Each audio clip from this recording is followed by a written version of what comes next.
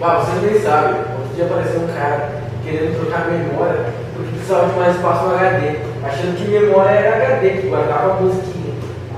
Nossa, que barbaridade.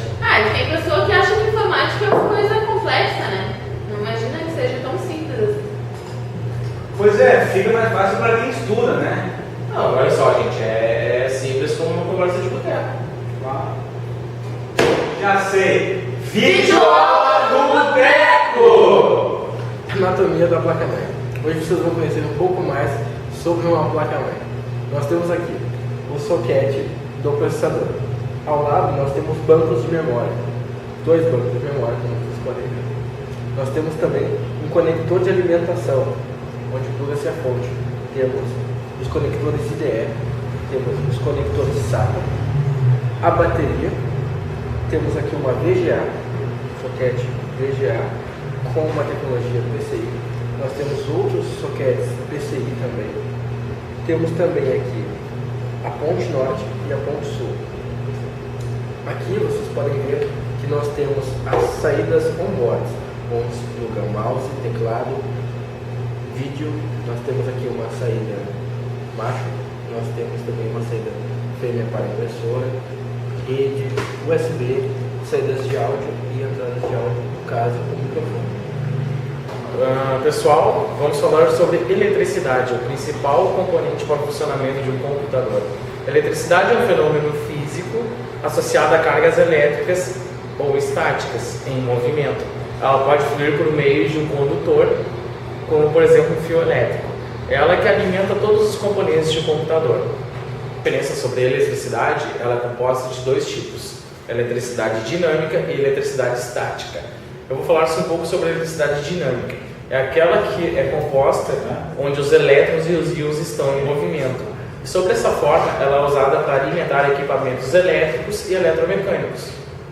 A eletricidade estática é aquela que os átomos apresentam certo desequilíbrio na sua neutralidade, portanto eles não estão em movimento. Como é obtida a eletricidade estática? Através do atrito entre corpos isolantes. EPI, equipamento de proteção individual. Entre eles nós temos a luva eletrostática, temos um óculos, podemos ter também calçados, jaleco e a pulseira eletrostática. Para que serve? Como a gente sabe, o nosso corpo tem uma energia estática que pode vir a queimar os nossos equipamentos. Por isso a gente usa eles. O equipamento de proteção do computador. Vou começar com o fusível, que é essa pecinha aqui, ó. Trabalha internamente no nosso estabilizador e no filtro de linha. Temos também o filtro de linha, que serve para remover os ruídos, protege contra curtos, expande as nossas tomadas e garante o aterramento do nosso equipamento. Vamos falar sobre fonte. A principal função da fonte é converter a corrente alternada em corrente contínua, através de seus capacitores e diodos que se encontram dentro dela. Ela é responsável por alimentar todos os componentes de um computador, inclusive sua placa-mãe. Existem 2 tipos de fontes AT e ATX. Aqui eu tenho como exemplo uma fonte AT, no qual, por que ela é AT? Porque existem 2 conectores que se conectam à placa-mãe. Se nós abrirmos uma fonte, nós podemos ver internamente os capacitores, o transformador e os diodos, no qual são responsáveis por essa conversão de energia. Temos aqui na fonte AT os conectores P8 e P9, cada um com 9 pinos responsável pela conexão na placa-mãe. Uma particularidade da fonte AT são seus vários conectores, como por exemplo, podemos mostrar uma conexão para HD IDE, na qual hoje em dia nos HDs mais modernos que são SATA existem um adaptador que é possivelmente conectado, facilmente conectado à conexão tendo a saída SATA. Nas fontes AT, as mais antigas, elas possuem vários conectores, o que é conectado em cada dispositivo do computador, como por exemplo HDs, CD-ROMs, etc. Algumas das fontes mais antigas possuem um conector adaptável aos HDs novos, chamado SATA, que é exatamente este conector, ao qual conecta na fonte antiga, ao qual eu estou conectando e não está conectando, e depois ao HD SATA. A diferença de uma fonte AT para a ATX é que a ATX não vai usar a metade desses cabos aqui. A ATX é apenas um único cabo do que esses vários plugs.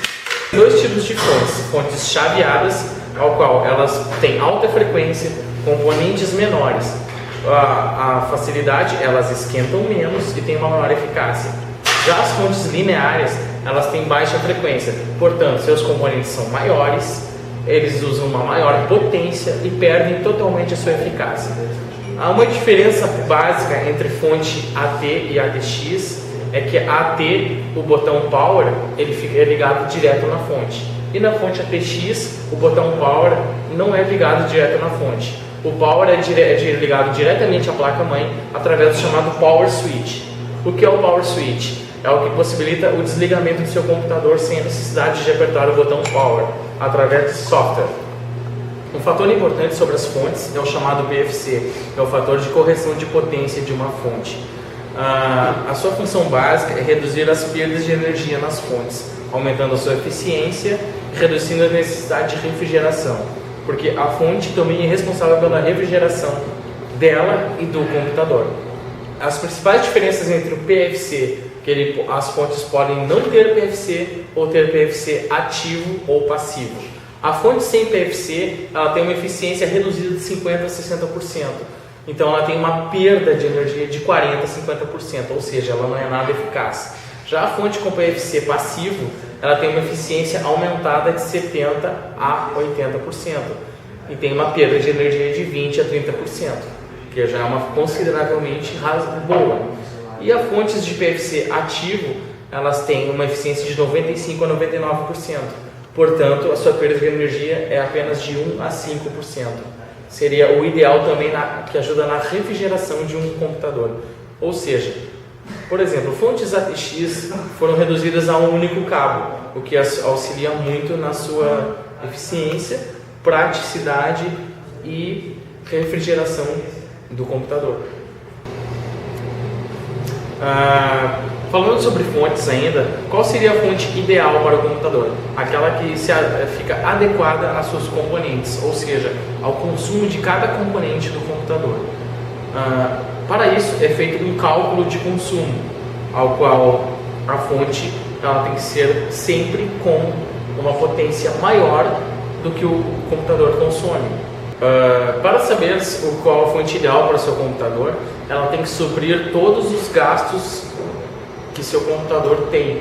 Como, por exemplo, você faz a soma de todos os componentes eletrônicos e a fonte tem que ser sempre superior. Por exemplo, se o seu computador gasta 400 watts de potência para manter o funcionamento de todos os componentes, a sua fonte no mínimo tem que ser de 500 para mais, para não ter perda de eficiência e evitar também um problema muito frequente que acontece, que é o desligamento do seu computador.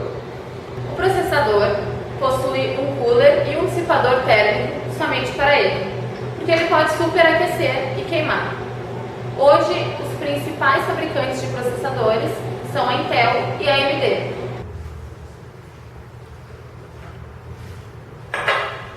Vim aqui falar sobre chipset. Chipset basicamente serve para controlar o tráfego de informações. Divide-se em ponte norte e ponte sul. Esse é o chipset. Ponte norte, ponte sul. Ponte norte, conectado diretamente com o processador, controla memória, barramento AGP e PCI Express. Trabalha em alta velocidade, diferente da ponte sul, que controla dispositivos on-board de entrada e saída, né? São esses aqui.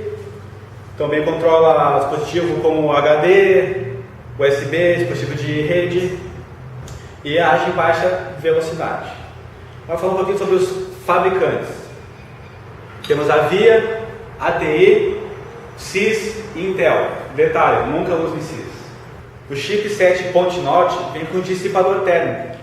Por quê? Como trabalha em alta velocidade, ele esquenta muito, né? Então tem essa forma aqui para arejar. Vamos ver esse outro modelo. E ele muda de acordo com o tipo de placa. Aqui. Vamos falar sobre barramento. Barramento nada mais é do que caminhos. Caminhos que são destinados a interligar diversos dispositivos. O primeiro barramento que surgiu foi o ISA de 8 bits. Hoje nós temos o barramento AGP, que é direcionado unicamente para vídeo, e o barramento PCI Express, que foi o último que foi lançado. Ele tem um poder de transferência de até 32 vezes mais do que o PCI, e ele também pode enviar e receber dados ao mesmo tempo. Ele não precisa esperar que primeiro seja enviado um dado para depois ele receber. Ele faz a conexão dos dois. Aqui nós vamos ver nessa placa, esse aqui é o slot do barramento AGP, onde é conectado placa de vídeo, e esses aqui são slots PCI. Não temos slot PCI Express nessa placa aqui nem nessa, mas o PCI Express fica nessas mesmas posições aqui. Porém, ele não tem essa travinha aqui, ele é do outro lado. E os barramentos PCI, eles são destinados para a conexão de placas off-board, como placas de rede e placas de áudio. Memórias. Memórias são dispositivos que têm a capacidade de armazenar, receber e processar as informações. Esse dispositivo é composto de circuitos semicondutores, onde estão grandes quantidades de células. Pessoal, essas células da memória estão encapsuladas em pequenos circuitos eletrônicos. Como podem ver aqui um exemplo de um pente de memória, aqui está cada célula, portanto, cada circuito eletrônico. E existem dois tipos de memórias, as permanentes e as voláteis. Vou falar de memórias permanentes. As memórias permanentes são aquelas que não perdem os dados dentro delas. E ela vem com 3 programas gravados pelo fabricante: a BIOS, o POST e o SETAP. A BIOS, ela inicializa o sistema. O POST é responsável por todos os testes do sistema, tanto de hardware quanto de software, e inicializa também o vídeo do sistema. E o SETAP é responsável pelas configurações do sistema operacional. Ela se localiza na placa-mãe exatamente aqui, nessa posição, também conhecida como memória ROM. A posição da BIOS ou memória ROM nas placas-mãe não existe uma posição determinada. Em alguns fabricantes de placas-mãe, ela pode vir até mesmo do lado do processador ou mais próximo à ponte sul. Vou falar sobre as memórias voláteis, também conhecidas como memórias RAM. A memória RAM significa memória de acesso randômico e ela é responsável por uma maior facilidade a todos os endereços do computador. A memória RAM se divide em 2 tipos, DRAM e SRAM. Com a necessidade de uma comunicação mais rápida entre o processador e o HD, foi criada a memória cache, que é a memória SRAM. A memória cache é responsável por pegar as informações do HD mais rapidamente, é como se fosse uma sala de espera, e ela leva até o processador mais rápido, ela tem um poder de transmissão mais rápido. A memória DRAM, que é uma memória maior, ela é mais barata também, é mais conhecida, ela tem um poder de armazenamento maior que a memória cache, porém ela é mais lenta. Dispositivos de armazenamento. Temos 3 tipos de dispositivos: os magnéticos, os ópticos e os eletrônicos. Podemos dar como exemplo o dispositivo magnético, um HD, que temos aqui, e o disquete, que hoje não é mais muito usado. Dispositivos eletrônicos, pendrive e um cartão de memória. Dispositivos ópticos seriam CDs, DVDs e Blu-ray. Tá? O HD é um dispositivo de armazenamento em massa, ou seja, ele é responsável por receber e armazenar todas as informações do computador. Um pendrive é mais um dispositivo de armazenamento temporário, seria para transportar as informações para outros locais. Vamos falar de cabos. Nós estamos aqui com um cabo flash. Esse cabo flash é responsável pela transferência de dados entre o HD e a sua placa-mãe. Neste caso, podemos utilizar um HD IDE. Ele também é responsável por passar os dados do seu CD-ROM à sua placa-mãe. A mesma coisa com o dispositivo de disquete. Neste caso, possui de 2 a 3 entradas, que seriam essas aqui. Você poderia ligar uma no CD-ROM e outra no seu placa-mãe. Ou também em um dispositivo, como já disse antes, um dispositivo de disquete ou outro. Placas de expansão servem para melhorar ou aprimorar o desempenho do nosso computador. Elas vão nesses slots, PCI, PCI Express, AGP. Quais são? Podem ser placas de vídeo, como essas. Podem ser placas de rede, placa de som. E temos também diversos tipos de placa. Basicamente, é para isso que serve. Placas de expansão. Para que serve? Aprimorar ou expandir as funções do nosso computador. Pode ser de vídeo, como essas, que eu tenho em mãos, de som, de rede, entre outras. Elas vão aqui na placa-mãe, slots, pode ser PCI, PCI Express ou AGP. Detalhe, as placas de vídeo só servem nos slots AGP ou PCI Express, que nesse caso, temos esse aqui, é um PCI Express. Conector de painel frontal. Nessa placa são esses aqui, bem em frente à placa, bem aqui. Para que serve? Conectamos aqui a luz de LED, botão power, botão reset, portas USB e saída de som frontal. Botão power. Na placa D é ligado diretamente na fonte, sendo assim, tem que desligar ele manualmente. Na placa ATX, ligado diretamente na placa-mãe, desligamento automático. Então vamos à montagem do nosso computador. Vamos inserir a placa-mãe e todos os seus periféricos.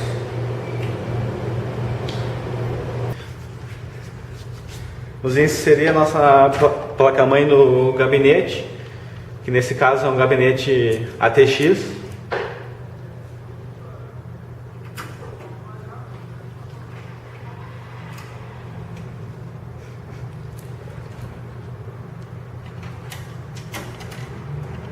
Lembrando sempre parafusar muito bem a sua placa.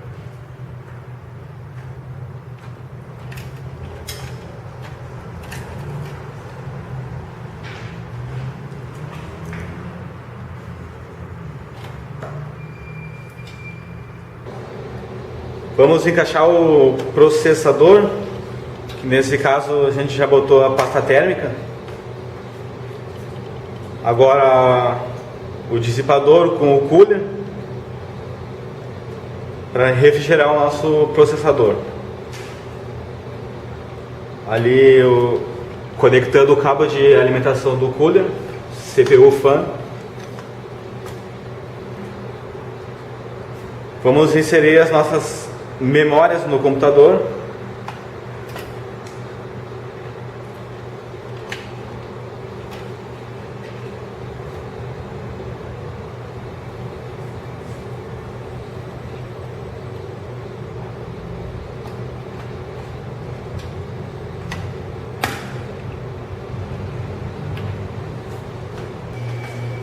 Vamos inserir a nossa fonte no computador. Neste caso é uma fonte de modelo ATX.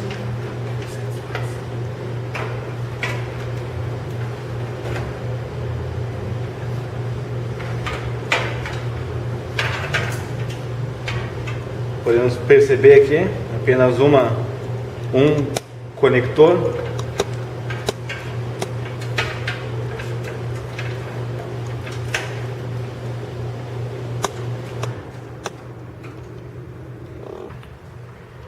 Conectores de painel frontal. Vamos começar pelo USB.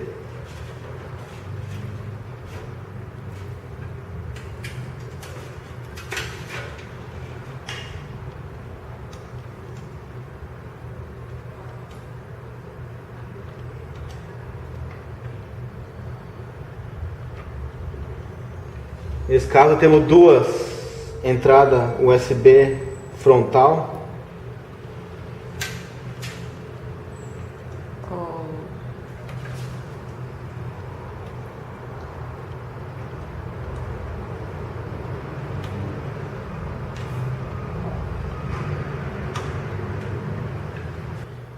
Continuando com os conectores de painel frontal, vamos agora conectar o botão Power, luz LED e botão Reset. Nesse caso aqui não temos o speaker, conector speaker.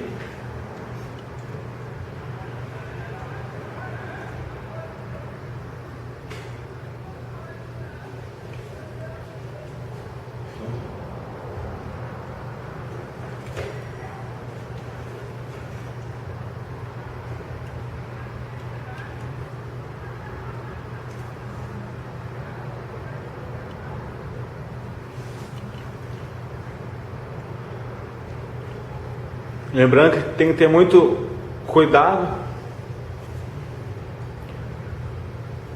para conectar esses conectores.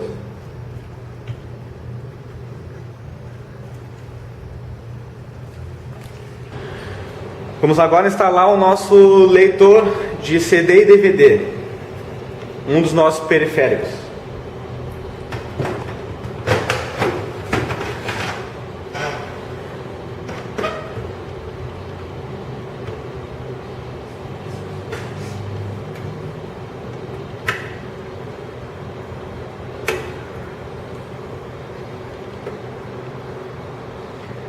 Parafusar bem para não deixar ele solto na máquina.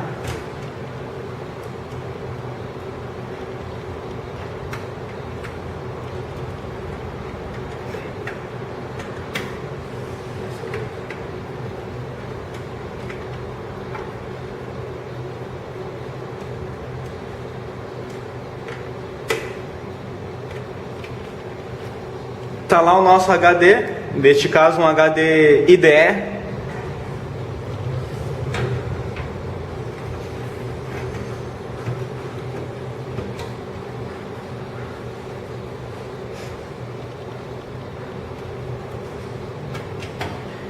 Já está devidamente configurado como master. Pois não temos um segundo HD, então não é necessário colocar algum deles em slave. Vamos então ligar os nossos periféricos, a nossa placa-mãe, através do cabo flash.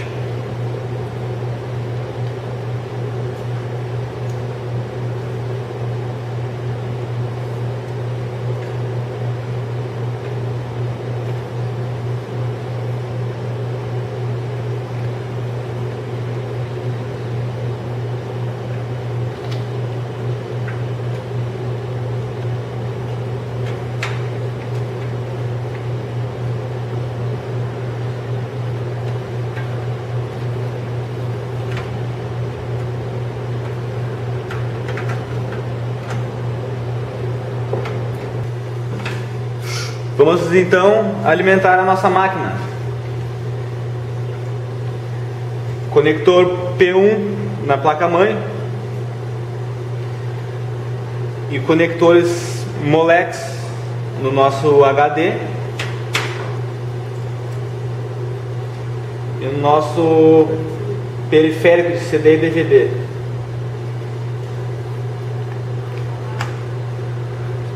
Esse aqui é o pronto, essa parte pronta.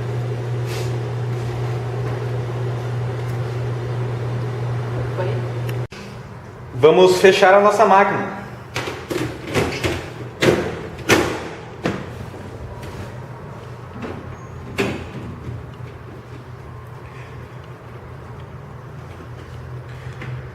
Nosso computador já está pronto para a instalação do sistema.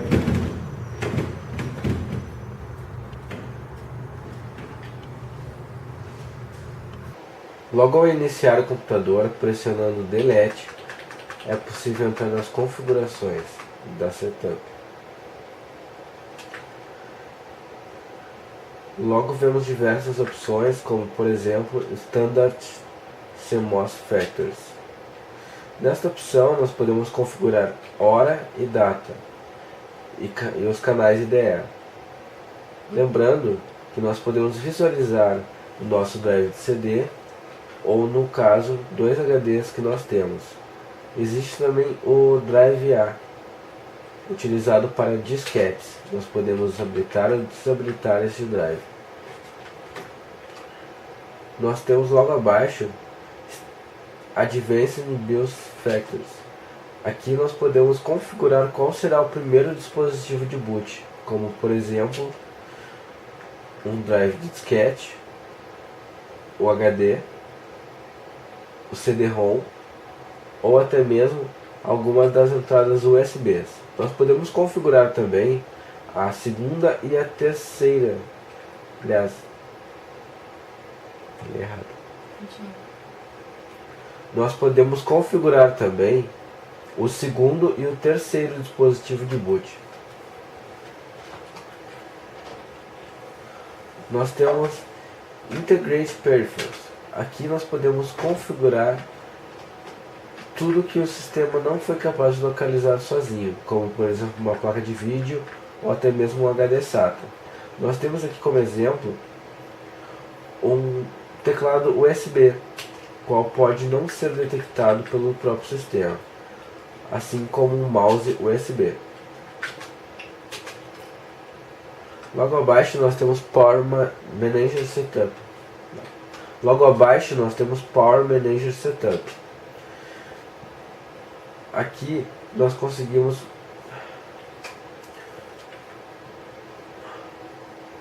Logo abaixo nós temos Power Manager Setup. Nesta opção é possível configurar para que o speaker do computador ative um alarme em um determinado horário ou dia. Nós temos também uma opção muito curiosa, Power On by Mouse. Nesta opção nós conseguimos configurar para que o computador ligue com 2 cliques do mouse. Temos Power On by Keyboard. Aqui nós conseguimos configurar uma senha para que o computador ligue. Nós temos também Power On by Keyboard. Nesta opção nós conseguimos configurar uma senha qual ligará ao computador. Temos também a opção PC Health Status. Aqui nós conseguimos visualizar qual a temperatura que o computador está funcionando e até mesmo acionar alarmes caso ele passe de uma determinada temperatura, tanto sistema quanto CPU quanto CPU fan. Lembrando também que nós temos logo ao outro lado 2 loads. Dois loads. Um load fail-safe, 2 loads. Logo ao lado nós temos 2 opções de load. Nessas opções nós conseguimos restaurar a configuração em load fail safe default, ou então otimizar para a melhor configuração possível detectada pelo computador em load optimize default. Embaixo nós temos o set supervisor password. Aqui nós conseguimos definir uma senha para a configuração de setup. Neste caso, para o supervisor, que terá mais acesso. Conseguimos também criar uma senha para o usuário, qual restringe algumas informações. Como vocês podem ver logo abaixo, existe um menu de navegação, qual as setas indicam a direção, o ESC, qual as setas indicam a direção, ESC para sair, F10 para salvar e sair. Nós também podemos utilizar as seguintes opções: Safe Exit Setup e Exit Without Save, que seria salvar e sair, sair sem salvar.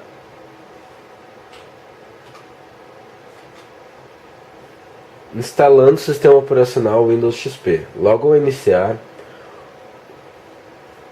o sistema irá ler alguns arquivos que serão instalados em seu computador. Esta é a tela de leitura. É importante não interromper este procedimento.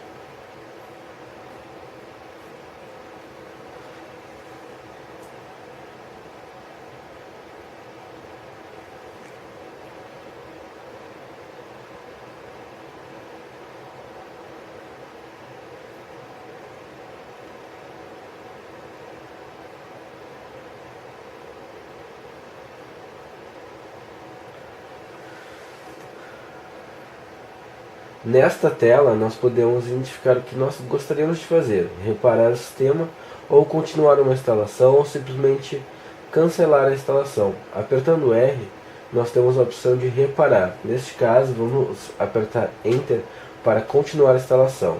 Aqui nós temos o contrato de licença do Windows. Apertando Page Down e Page Up, nós podemos navegar neste contrato para uma melhor leitura. Apertando ESC, nós podemos simplesmente não aceitar o contrato. Apertando F8, nós continuamos a instalação e aceitamos o contrato. Após aceitar o contrato, nós temos uma outra tela referente a espaço, no caso um HD ou 2. Nós temos aqui, neste caso, 10.237 MB para fazer a instalação do Windows.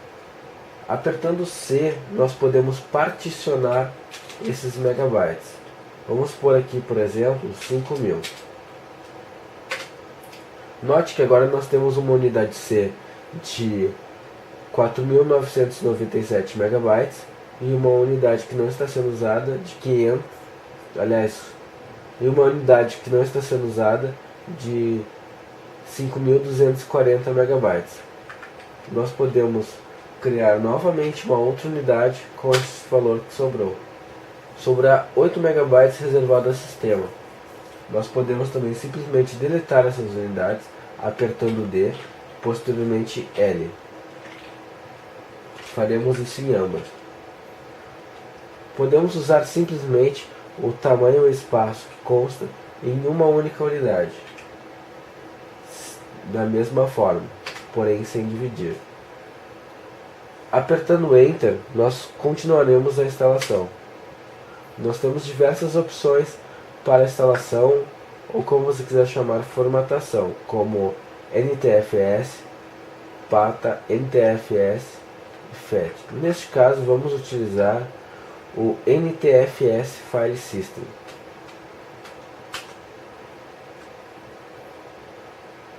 Nesta tela, irá iniciar a formatação. Como vocês podem ver, já foi carregado. Neste momento começará a ser copiados os dados para a instalação do seu sistema operacional.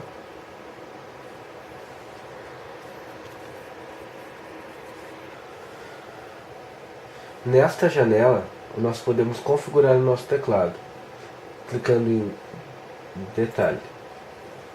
Aqui nós temos duas configurações pré-definidas, inglês e português.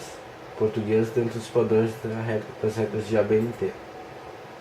Clicando em avançar ou next, nós podemos colocar o nome do utilizador, do usuário, e uma organização ou uma empresa qual ele trabalha.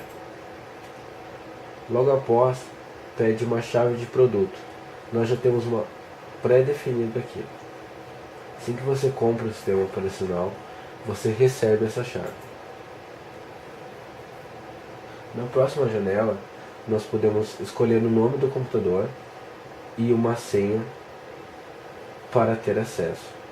Caso você deixar a senha em branco, não existirá senha. Avançando novamente, nós podemos configurar a data e a hora. Neste caso, vamos botar o horário de Brasília.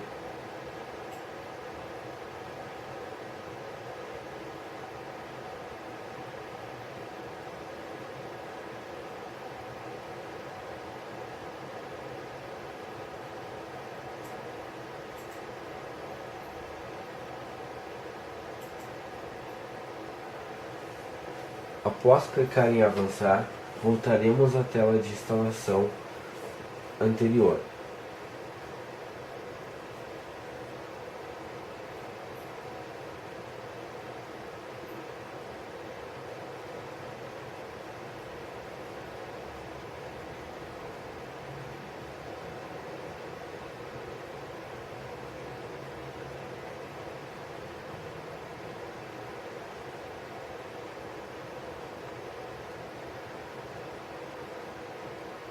Aqui seriam as opções de rede.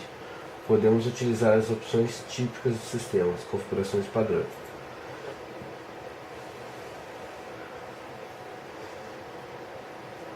Aqui são as configurações de rede também, o nome de um grupo, de uma rede específica.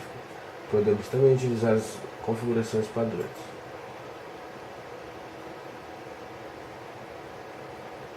Voltaremos à tela de instalação anterior.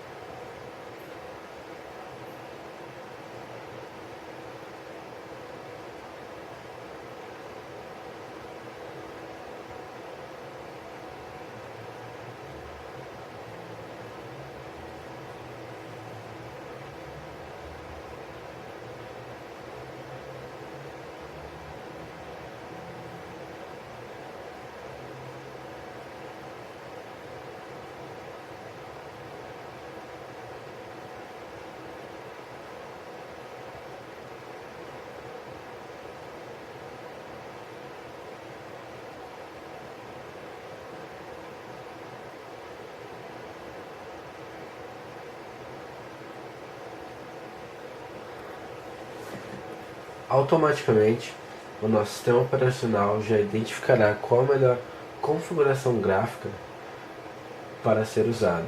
Podemos clicar em OK.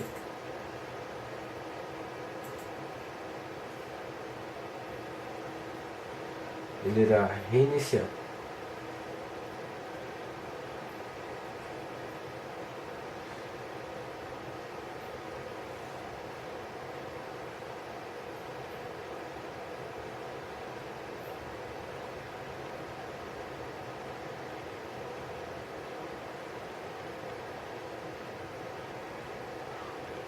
Bom, como vocês podem ver, esta é a tela de boas-vindas do Windows XP. Podemos clicar em Next ou Continuar. Neste caso, é aconselhável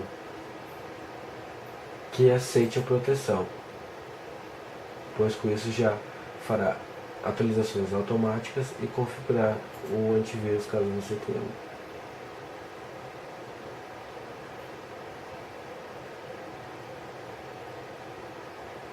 Neste momento está checando a conexão com a internet.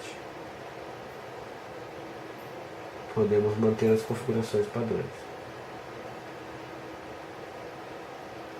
Irá perguntar se você já registrou o seu sistema.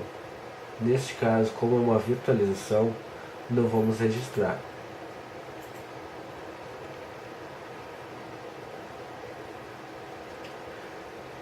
Neste momento, você pode definir qual os usuários que utilizarão o seu sistema.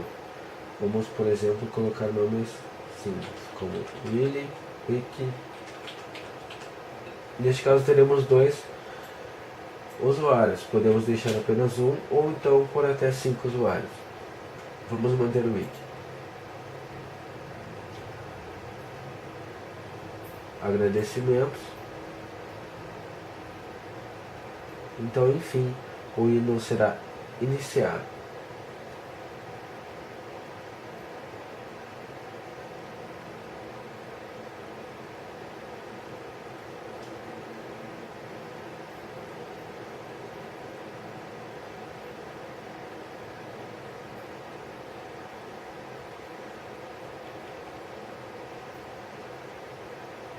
Como vocês podem ver, nosso usuário Wiki já está pré-definido.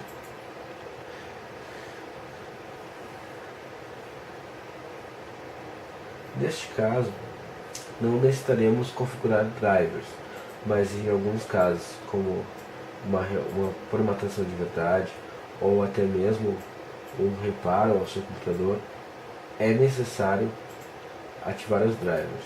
Nós podemos fazer de um modo bem simples. Nós podemos buscar as informações da nossa placa-mãe ou de seus demais, buscar as informações da placa-mãe ou dos seus demais periféricos, placa de vídeo, placa de rede, e ir até o site do fabricante, como por exemplo Gigabyte, AMD, Asus, entre outros, e procurar pelo modelo qual é utilizado. Podemos fazer download dos drivers, assim eles já virão atualizados.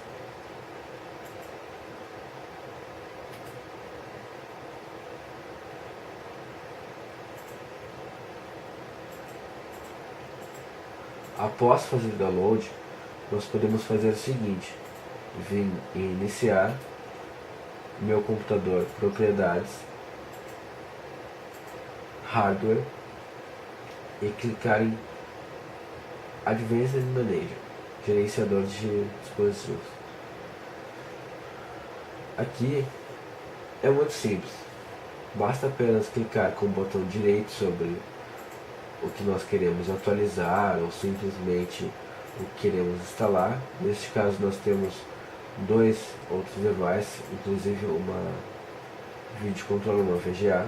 Nós podemos clicar em Update Driver, Yes, apenas dessa vez, pedir que procure automaticamente.